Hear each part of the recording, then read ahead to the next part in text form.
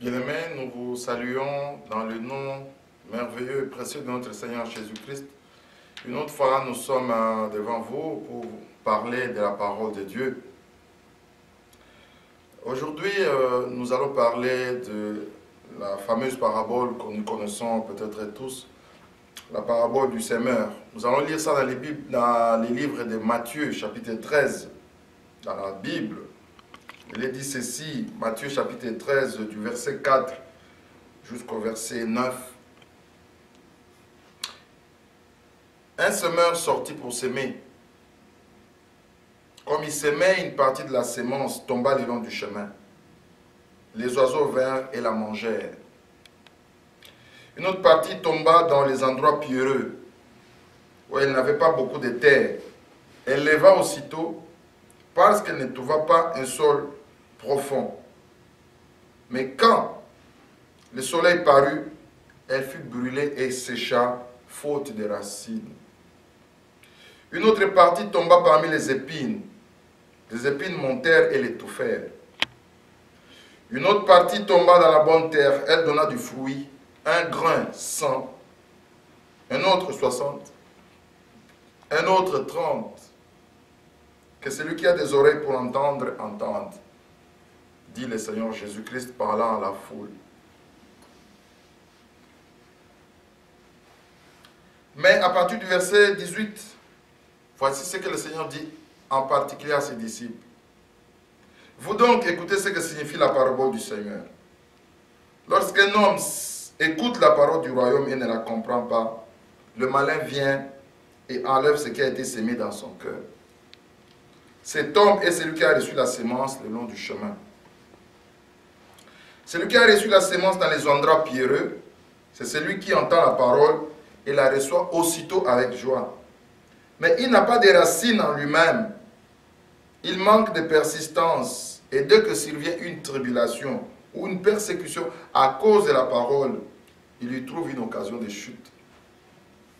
Celui qui a reçu la sémence parmi les épines, c'est celui qui entend la parole, mais en qui les soucis du siècle et la séduction des richesses étouffent cette parole et la rendent infructueuse.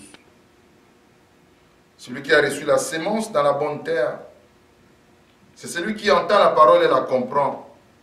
Il porte du fruit, un grain en donne 100, un autre 60, un autre 30. Bien-aimés, parlant de cette parabole, nous pensons qu'il y a un message, un bon message du Seigneur qui se trouve dedans. Nous allons parler d'abord du langage de notre Seigneur Jésus-Christ. Il prend un langage imagé. Il prend un langage comme caché pour parler de certaines vérités spirituelles. Il nous parle par exemple, au début là, il dit qu'une partie de la semence tomba le long du chemin, les oiseaux vinrent et la mangèrent. C'était plus facile de donner l'explication. Mais il dit non, non, une partie de la sémence tomba le long du chemin, les oiseaux sont venus, ils ont mangé cette sémence-là.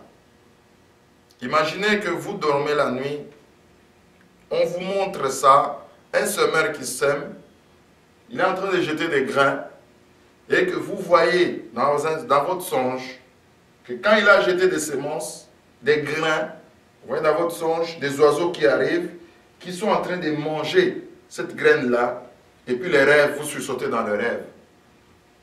C'est comme si Dieu vous donnait ces messages-là à vous. Une autre personne, notre chrétien, notre frère, notre soeur, aura ce message-là plutôt que il voit un homme qui est en train de s'aimer, mais quand il sème, il jette des grains sur la terre, il voit que ces graines-là, le soleil apparaît et puis brûle ces graines-là, et puis vous sautez dans votre rêve par exemple. Ou alors, un autre chrétien qui verrait qu'il est en train de dormir, mais il voit quelqu'un comme un semeur, un paysan qui est en train de s'aimer, qui jette la sémence en terre. Et puis quand il jette une sémence, cette sémence-là va tomber parmi les épines. Et puis dans son rêve, il voit les épines qui montent, et qui vont étouffer la graine. et que la graine ne produit rien du tout. Il peut se réveiller en sursaut dans son rêve. Et puis il va prier Dieu, il va dire, Seigneur, explique-moi qu'est-ce que j'ai vu. S'agit-il de ma vie?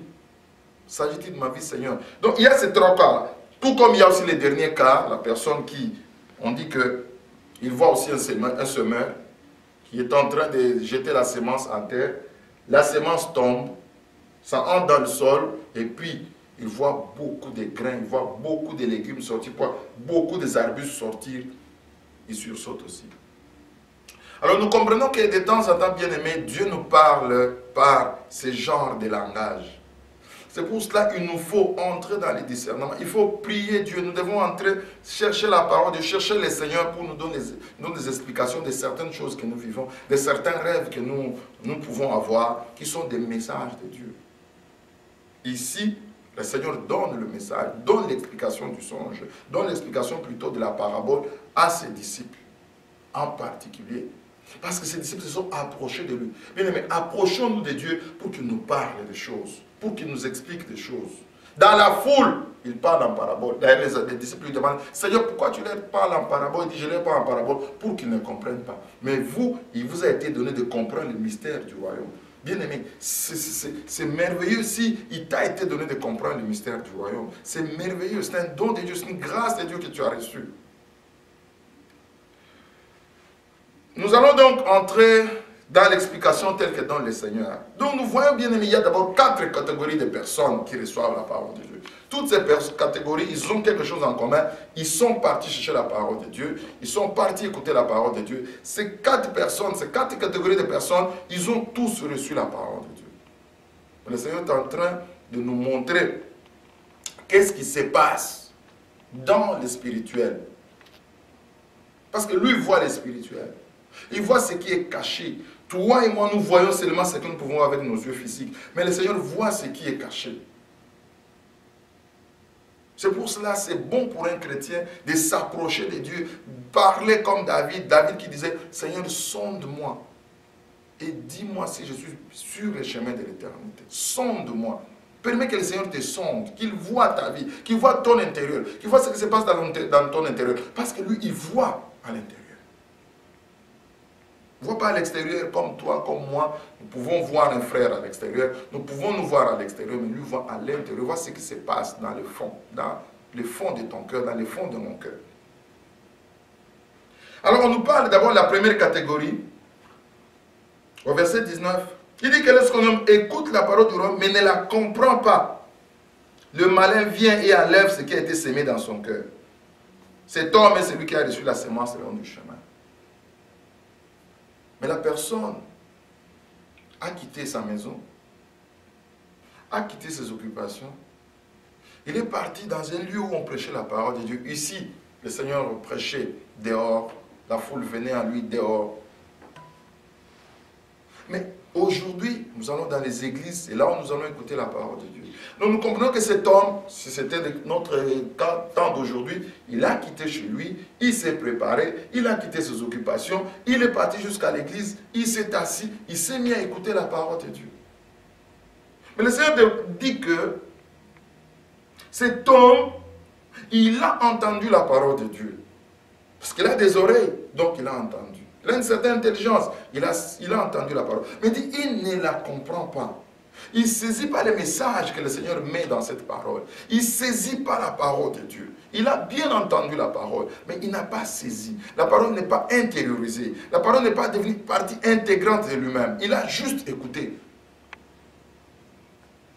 Si on nous parle d'une catégorie de gens comme ça, dans les églises, qui entrent, qui écoutent la parole, non, ils sont venus juste pour écouter la parole. Ils ont écouté la parole, mais ils n'ont pas compris la parole. Ils n'ont pas compris l'incidence réelle de cette parole dans leur vie. Ils ne sont pas entrés dans la profondeur de cette parole. Ils n'ont pas creusé leur tête, n'ont pas creusé leur intelligence pour se dire, qu'est-ce que le Seigneur voulait me dire? Qu'est-ce que le Seigneur voulait m'apprendre par cette parole d'aujourd'hui? Mais ils ont entendu la parole. Le prédicateur a prêché, le pasteur a prêché, le frère tel ou la soeur tel a prêché. Il a entendu la parole. Mais quand il rentre chez lui, il dit, j'ai entendu la parole. C'est tout. Ils ne l'ont pas compris. Quand les étudiants vont à l'école, ils vont étudier, Ils veulent comprendre ce que le prof dit. Ils ne veulent pas seulement entendre ce que le prof dit, mais ils veulent surtout comprendre pour que cette matière reste en eux, pour que le jour de l'examen puissent bien répondre sur la feuille d'examen, mais aussi dans la vie, parce qu'ils ont appris quelque chose, ils vont utiliser cette connaissance-là pour travailler, ça va leur donner de l'argent, l'argent ça sera la vie. La parole de Dieu bien-aimé, c'est la même chose. On entre à l'église, on écoute la parole de Dieu, on va sur un site, on écoute la parole de Dieu. C'est pour que cette parole entre en toi, que tu la comprennes, que je la comprenne, que cette parole soit partie intégrante de moi, que cette parole fasse partie de moi. Cette parole te donne la foi, mais donne la foi pour avancer dans ta marche spirituelle, pour que j'avance dans ma marche spirituelle, bien-aimé. Mais cet homme, malheureusement, ou cette catégorie de personnes ne comprend pas la parole de Dieu. Il ne comprend pas la parole de Dieu. Mais la sanction, elle est terrible. Sanction, ce n'est pas une sanction facile. On dit que le malin vient. Bien aimé, c'est le Seigneur lui-même qui parle. Le Seigneur lui-même qui parle, qui voit l'intérieur, qui voit dans le spirituel. Il te dit ce que toi tu ne vois pas. Il me dit ce que je ne vois pas. Il dit que le malin vient, les démons, les diables. La Bible déclare que les démons, les diables ne viennent que pour dérober, égorger et détruire. Jean 10. Donc le démon va venir, Satan va venir. Mais ce qui suit, ça peut paraître difficile à comprendre pour nos esprits humains, pour notre intelligence humaine. Bon, on dit que le malin vient, il entre dans son cœur et il va enlever ce qui a été semé. C'est la sanction. Pourquoi? Parce que la personne n'avait pas compris la parole de Dieu. Bien, mais nous comprenons que nous avons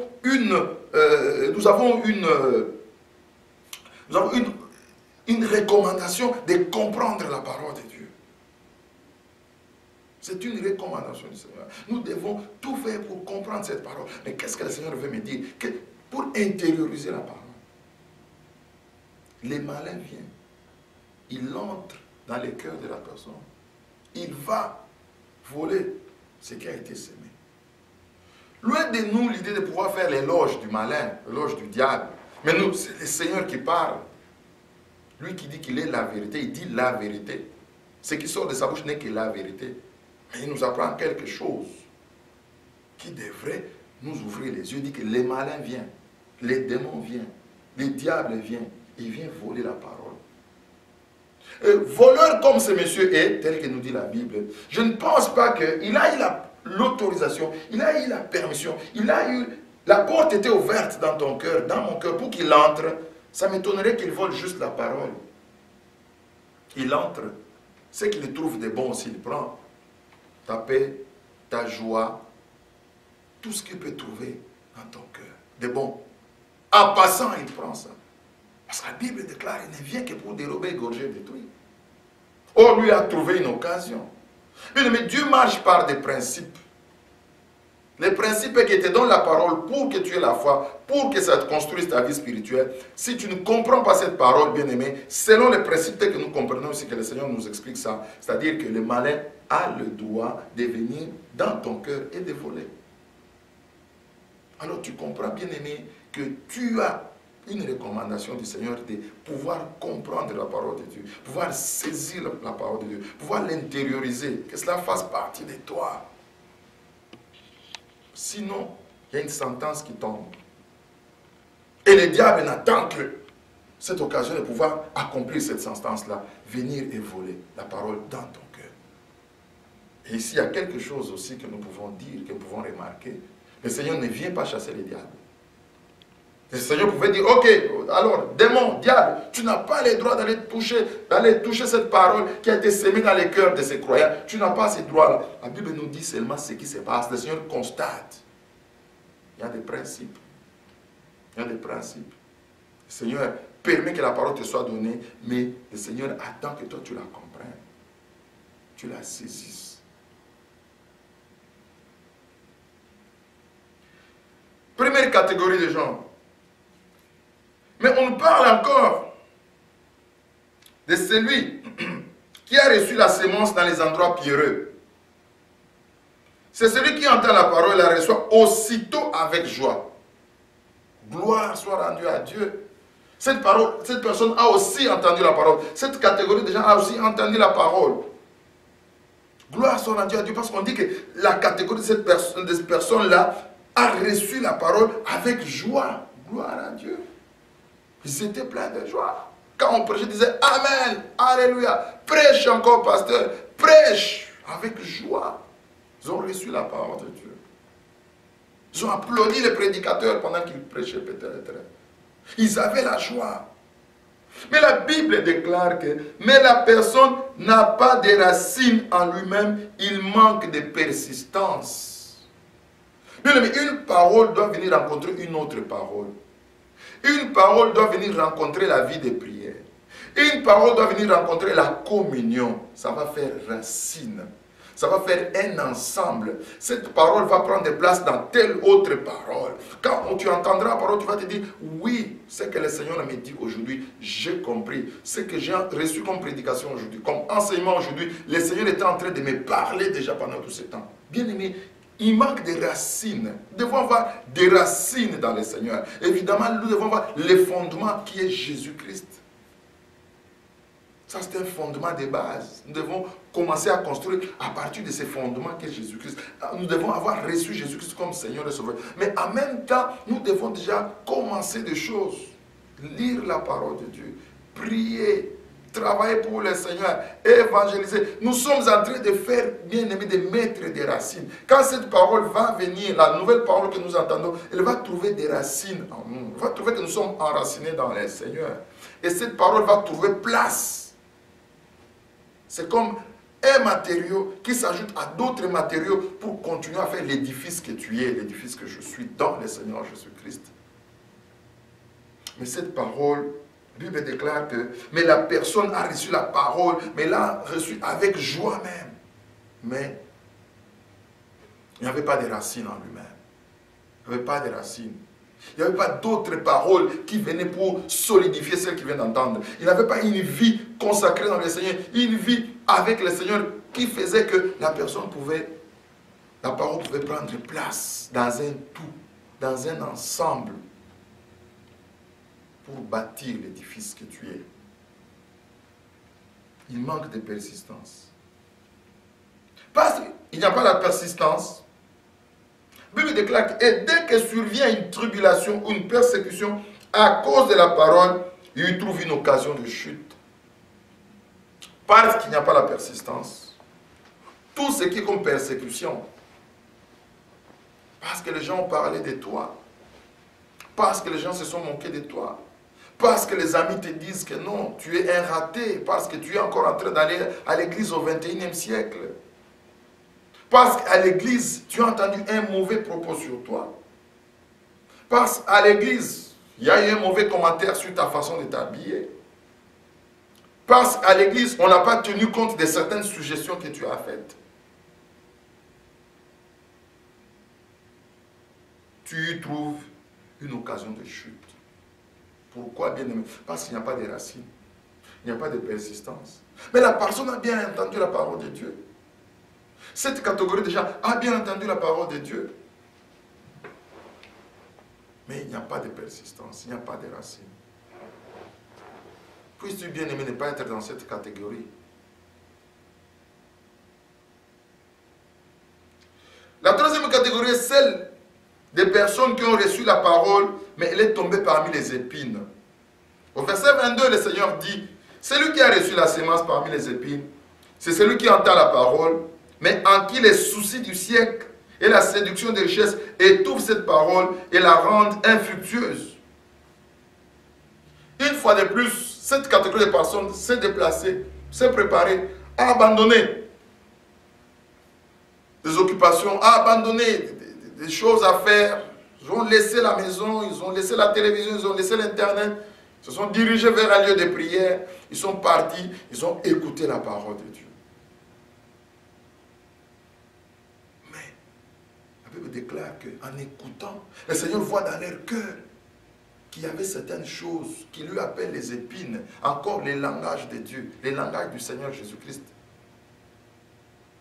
Quelles sont les épines, le Seigneur dit? Ce sont les soucis du siècle et la séduction des richesses. Soucis du siècle. Quand on parle des soucis du siècle, c'est-à-dire des soucis qui sont de ces bas mondes, du siècle présent, de ces bas mondes. Des soucis qui ne peuvent pas être des soucis du ciel. Au ciel, il n'y aura pas de mariage. Au ciel, on ne cherchera pas les documents d'immigration. Au ciel, l'argent n'a pas coût. Au ciel, il n'y a pas de carte de crédit. Il n'y a pas de compte bancaire. Au ciel, il n'y a pas les habits. Au ciel, il n'y a pas la guerre sur la beauté. Au ciel, il n'y a pas tout ce qu'il y a dans le monde. C'est un autre monde, c'est une autre façon de vivre. Alors, tout ce qui est recherche de habits, recherche d'être à la mode, recherche de s'habiller trop chic, soit dit en passant, s'habiller bien, ce n'est pas une mauvaise chose. Recherche effrénée du mariage, recherche de plaisir, recherche ainsi de suite. La Bible appelle ça les soucis du siècle. C'est normal que, en tant qu'enfant de Dieu, qu'on ait des problèmes. Tel cherche le document d'immigration, tel autre cherche le mariage, tel autre cherche un bon travail, tel autre cherche... C'est normal, bien aimé. Mais le Seigneur nous demande plusieurs fois dans sa parole d'amener vers lui tous nos soucis, tous nos problèmes, parce qu'il prend lui-même soin de nous. Ça ne devrait pas être quelque chose, quelqu'un dort avec ses soucis, il se réveille avec ses soucis, il dort avec ses soucis, il se réveille avec ses soucis, il faut que j'ai ceci, il faut que j'ai cela, il faut que j'ai ceci. Mais ces soucis, il ne les pose pas entre les mains du Seigneur, il se promène avec ses soucis. C'est de cela que la Bible parle, les soucis du siècle. Ce que tu as comme problème, ce que j'ai comme problème, nous les amenons au Seigneur. Venez à moi, vous tous qui êtes fatigués, chargés, je vous donnerai du repos. Venez à moi avec vos fardeaux, venez déposer vos fardeaux et vivez maintenant normalement. Vivez normalement. C'est ça que le Seigneur veut que nous fassions, bien-aimés. Il parle ici des soucis du siècle. Quand quelqu'un écoute la parole, mais on dit qu'il y a comme des épines dans sa vie, ça dit qu'il y a les soucis du siècle, ça va étouffer la parole. Il écoutera bien la parole de Dieu. Il va dire Amen, Alléluia. Mais parce qu'il pense toujours à ses problèmes, il pense toujours à ses dettes, il pense toujours qu'il n'a pas un mari, il pense toujours qu'il n'a pas encore une femme, il pense toujours qu'il n'a pas des enfants, il pense toujours qu'il manque ceci, qu'il manque cela. Ça va étouffer la parole. La parole ne va pas donner quelque chose. La parole ne va pas produire, bien-aimé. C'est ce que le Seigneur dit.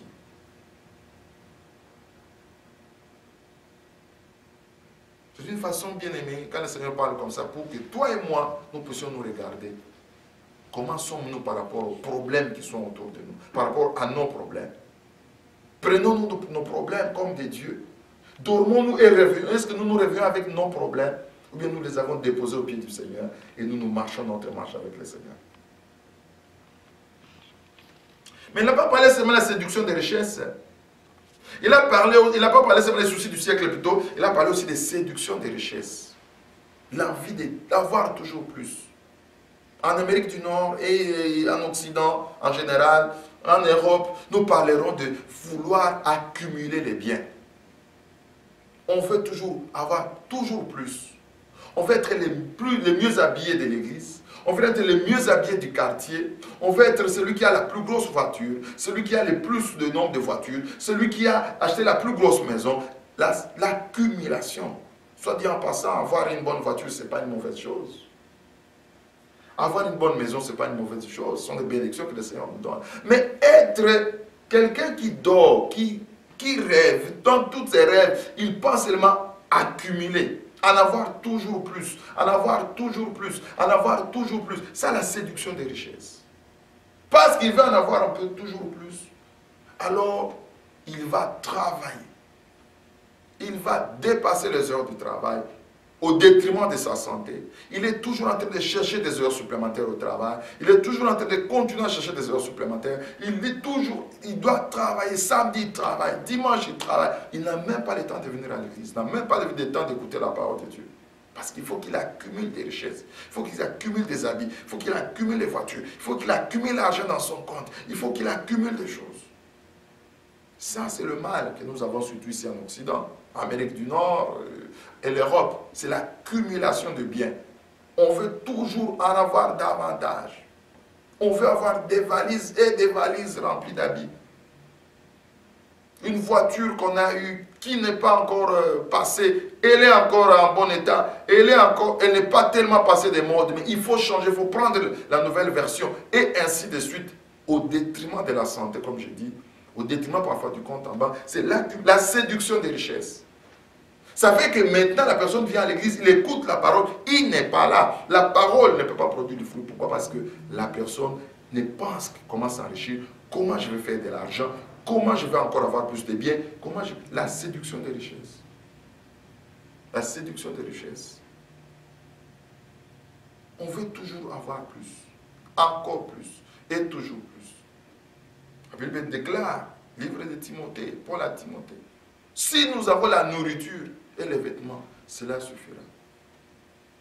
Si nous avons l'essentiel, la grâce de Dieu avec nous, nous sommes sur le chemin du ciel, cela suffira.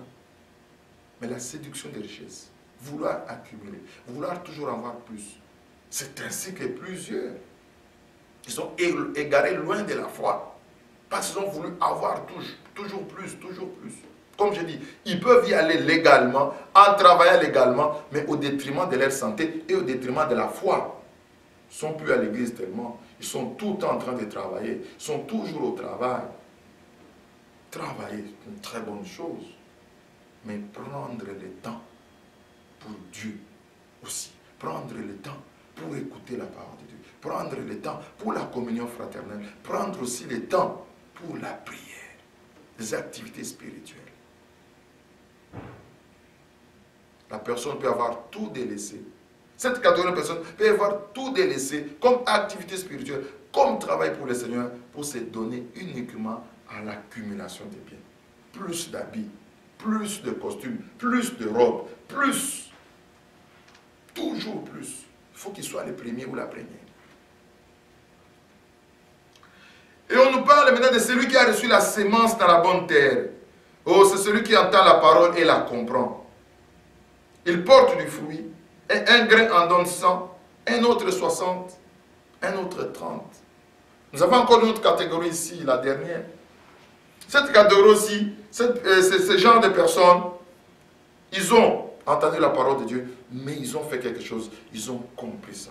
Ils ont saisi la substance de la parole de Dieu. Ils ont saisi l'incidence de la parole qu'on leur a prêchée. Ils se sont intéressés. Ils ont médité. Ils ont cherché à comprendre. Mais qu'est-ce que le Seigneur est en train de me dire? Qu'est-ce que le Seigneur... Ils ont médité sur la parole. Ils ont fait des recherches sur une parole similaire. Ils ont mis cette parole par rapport à tout ce qu'ils ont déjà entendu, bien aimé. On dit qu'ils ont compris cette parole. Cette parole a trouvé place à eux, a trouvé une place dans l'échafaudage de leur vie, dans l'édifice de leur vie. Et on peut dire aussi que cette catégorie de personnes, en comprenant bien la parole, ils ont le souci de mettre cette parole en pratique. Ce sont des gens de personnes qui, quand ils ont entendu une parole, quand ils n'ont pas bien compris, ils peuvent aller voir le pasteur, dire, pasteur, ce que vous avez prêché mercredi, ce que vous avez prêché vendredi, ce que vous venez de prêcher ce dimanche, je n'ai pas bien saisi. Qu'est-ce que vous vouliez dire exactement? Où est-ce que je voudrais avoir un message? Voilà comment j'ai compris un peu cela, pasteur. Est-ce que le pasteur pouvait mieux m'expliquer les choses? Je veux comprendre. Ils ont le souci de comprendre la parole de Dieu. Ils sont derrière les pasteurs, ils sont derrière les prédicateurs pour poser des questions, pour chercher à comprendre, parce qu'ils aiment la parole. Ils veulent comprendre qu'est-ce que Dieu leur dit. Ils veulent saisir parce qu'ils veulent mettre ça en pratique. La Bible déclare que cette catégorie de personnes, ils portent du fruit, et un grain en donne 100, un autre 60, un autre 30.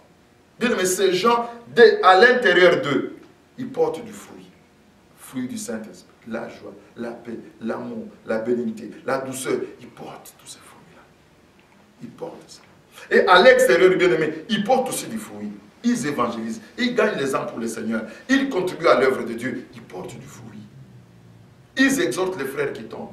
Ils ne condamnent pas, mais ils exhortent. Ils édifient. Ils portent du fruit. Ils sont prêts à servir Dieu. Ils veulent voir le pasteur. Pasteur, qu'est-ce que je peux faire dans l'œuvre de Dieu? Qu'est-ce que je peux faire ici à l'église? Ils portent du fruit. On dit un grain en donne 100, un autre 60, un autre 100. Ils portent du fruit. Et le Seigneur est content d'eux. La Bible déclare que si vous portez beaucoup de fruits, c'est alors que vous serez mes disciples. Voilà là où se trouvent les vrais disciples du Seigneur, bien-aimés. Ils aiment la parole, ils la comprennent et ils veulent aller en profondeur. Bien-aimés, nous avons vu 4 catégories de personnes. Mais nous pouvons dire que c'est là est quand même assez dramatique de constater qu'il y a 4 catégories de gens qui ont écouté la parole de Dieu. Mais qu'il y a une seule catégorie qui fait la joie du Seigneur. Une seule, c'est-à-dire 25% des gens qui ont compris la parole. Mais il y a eu 100 personnes dans l'église qui ont entendu la parole.